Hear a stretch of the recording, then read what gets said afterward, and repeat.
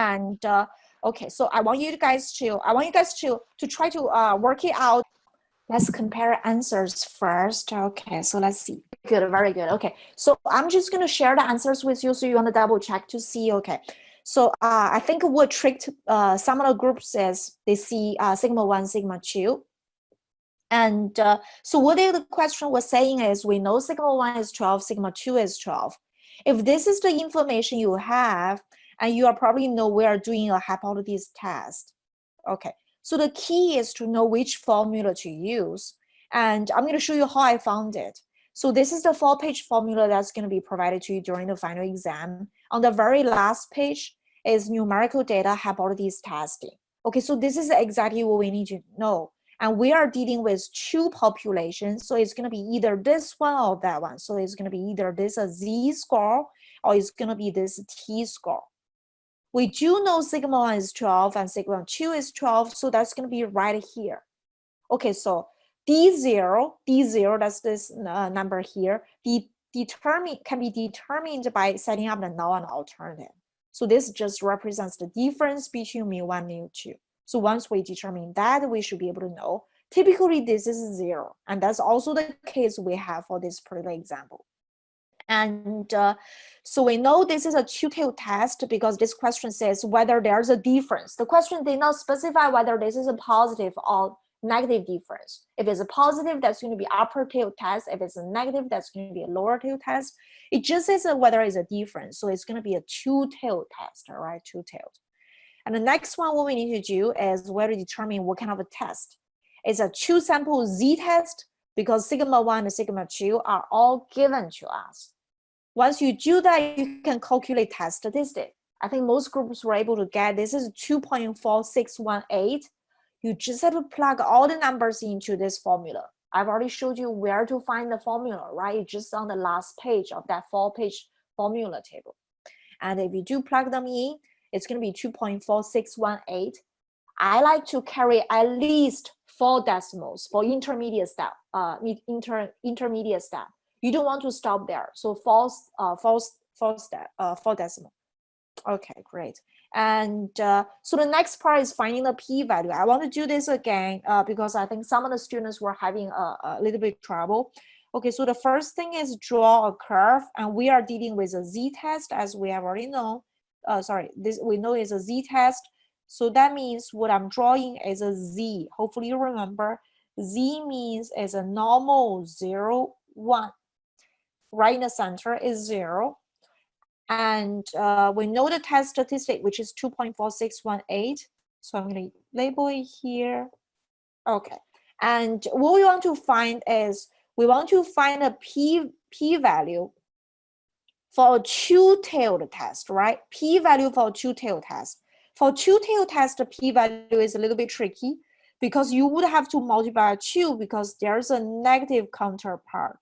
So the p-value is just those 2 corners, right? Okay, I'm going to find this one first, and then I'm going to multiply by 2 to get that.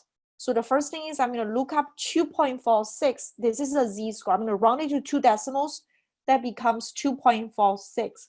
So this becomes 2.46. And I'm going to look it up on my table. So this is the table I have, a z table. Okay.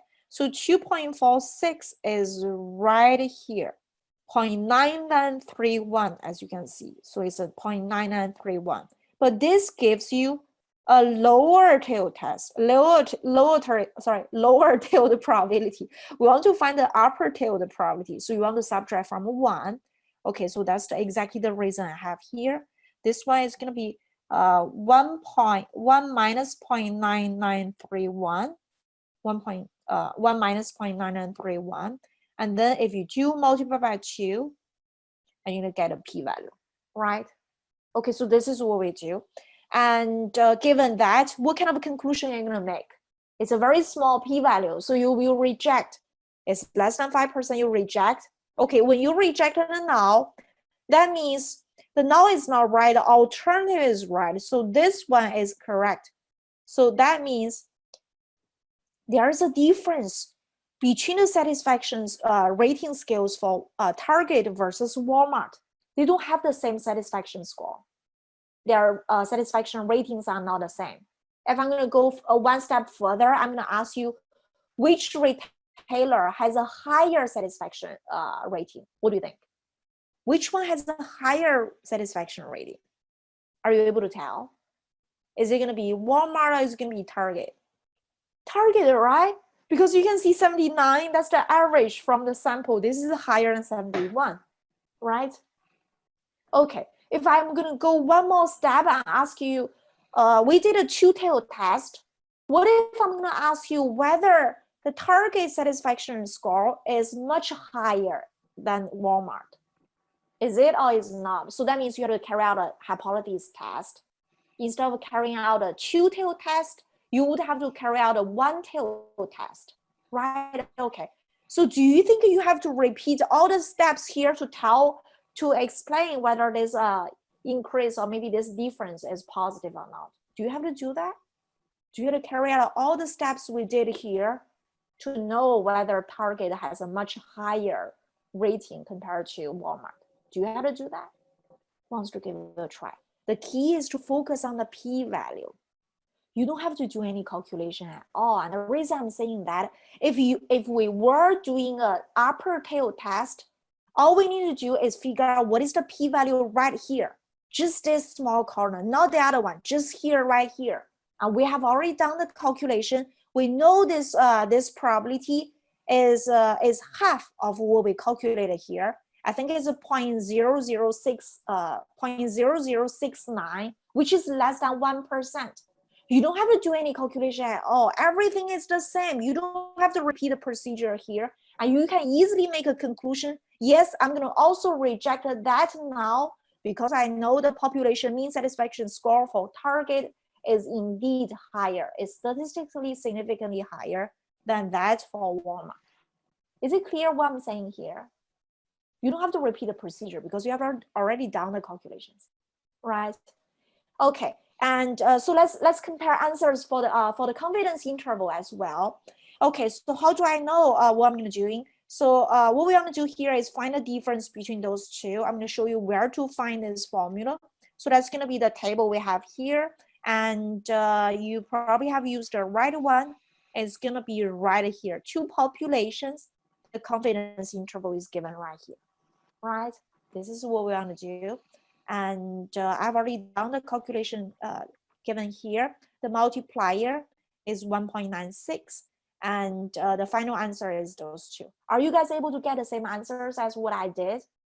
Good, great. Okay, so let's take a look. So what we have here is we try to figure out the difference. We try to figure out the difference between Target and Walmart. So more specifically, the difference we calculate is Target minus Walmart. It's not the other way around. You know, we define it this way, Target and Walmart. Okay, so what we're trying to say is the satisfaction score for Target is higher than Walmart by this much. So we know it's going to be anywhere between 1.6 points to about 14.37 points, right? So you can also see Target is higher than Walmart. Okay, I think there's like a bunch of blanks ask you guys to fill in. So let's take a look. So the difference between mu1, mu2, this is Target minus Walmart, is positive. It is positive, as you can see. So this actually means Target shows a statistically significant higher population mean customer score than Walmart. Okay, so what I'm trying to say is if this interval is not completely positive, I think I mentioned this maybe last time or maybe the week before that, if this interval somehow contains 0, that's going to be a different story. If this interval is completely positive or completely negative, doesn't contain 0 at all, that means Target has a statistically significant higher population. I probably have to write it down here. Shows a statistically significant positive population average rating score. A statistically significant. Okay, and you can fill in the rest of the blanks. This is nothing but to the numbers we got here, right? Okay. So if the bottom one was negative, it would not be statistically significant? Okay, so let's see. I want to be specific. Okay, good question. I want to be a little bit clear. Okay, just say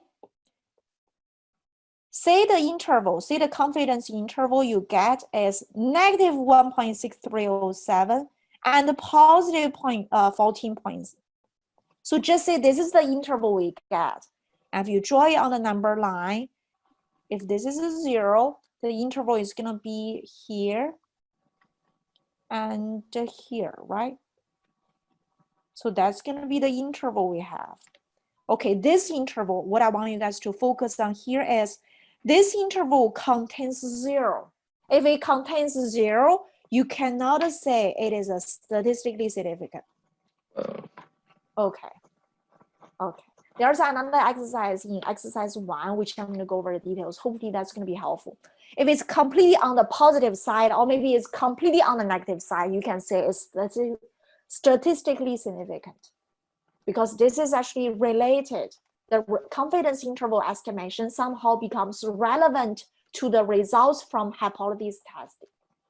Okay, hopefully you guys are able to see the connection between those two, hypothesis testing and estimation. Sometimes you don't have to do the hypothesis testing to know what is the result, as long as you have the confidence interval.